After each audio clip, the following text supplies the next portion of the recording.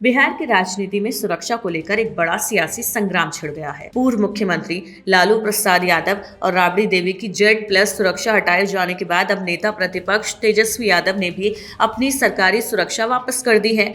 RJD इसे राजनीतिक दुर्भावना बता रही है, जबकि सरकार का कहना है कि सुरक्षा में बदलाव तय मानकों और समीक्षा के आधार पर किया गया है।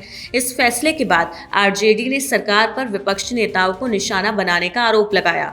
सुरक्षा हटाए जाने के विरोध में पहले लालू प्रसाद यादव और राबड़ी देवी ने अपनी सरकारी सुरक्षा लौटाई और अब नेता प्रतिपक्ष तेजस्वी यादव ने भी अपनी सरकारी सुरक्षा वापस करने का फैसला लिया है। तेजस्वी यादव ने इस फैसले पर नाराजगी जताते हुए इसे राजनीतिक दुर्भावना से प्रेरित कदम बताया।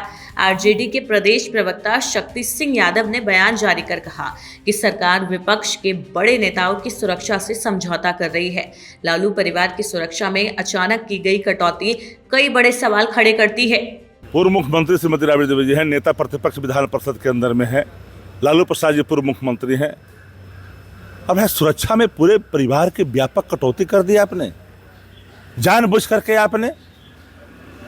आपकी मंशा क्या है? आप चाहते हैं कि लालू प्रसाद जी के पूरे परिवार को बीच चौराहे पर हम बुलडोज करवा दें, शासन के बल पर हम कल ठुकवा दें हम? इस तरह की राजनीति लोकतंत्र में स्वीकार नहीं होती है। लोकतंत्र लोक लज्जा से चलता है, ये राजनीतिक शुचिता का हिस्सा नहीं हो सकता। जनता तय करती है, विपक्ष और विपक्ष दोनों। जनता के जनादेश पर आप जो कुठाराघात हमला कर रहे हैं, ये बिहार बर्दाश्त नहीं करेगा। हालांकि राज्य सरकार और सुरक्षा एजेंसियों का दावा है कि सुरक्षा में बदलाव पूरी तरह समीक्षा और खतरे के आकलन के आधार पर किया गया है। हाँ, उनको सुरक्षा की जरूरत नहीं है, वापस कर रही तो अच्छी बात है। जब जनता उनको रिजेक्ट कर रही है, उनको 25 सीट पर लाके खड़ा कर दिया, तो अब उनको सुरक्षा की जरूरत है कि नहीं है, और वापस कर रहे हैं।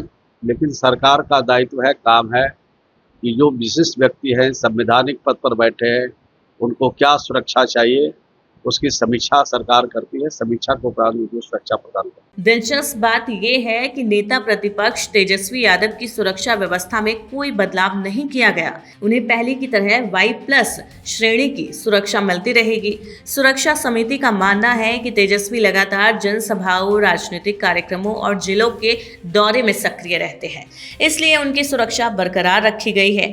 वहीं सुरक्षा समीक्षा का असर तेज प्रताप यादव पर भी पड़ा है। पहले उन्हें Y+ श्रेणी की सुरक्षा प्राप्त थी, लेकिन अब उनकी सुरक्षा घटाकर सिर्फ एक PSO यानी कि व्यक्तिगत सुरक्षा अधिकारी तक सीमित कर दी गई है। अब इस पूरे मामले में बिहार की राजनीति का तापमान बढ़ गया है। आरजेडी इसे विपक्ष को कमजोर करने की कोशिश बता रही है, जबकि सरकार नियम और सुरक्षा मानकों का हवाला दे रही है। सवाल यही है, क्या ये सिर्फ सुरक्षा समीक्षा है या फिर इसके पीछे सियासत छिपी है? लालू परिवार की सुरक्षा को लेकर शुरू हुआ विवाद अब बड़ा राजनीतिक मुद्दा बनता जा रहा है। आने वाले दिनों में ये मामला और गर्मा सकता है, क्योंकि विपक्ष इसे सीधे राजनीतिक बदले की कार्रवाई बता रहा है। अब देखना होगा कि सरकार और सुरक्षा एजेंसियां इस विवाद पर आगे क्या सफाई देती है।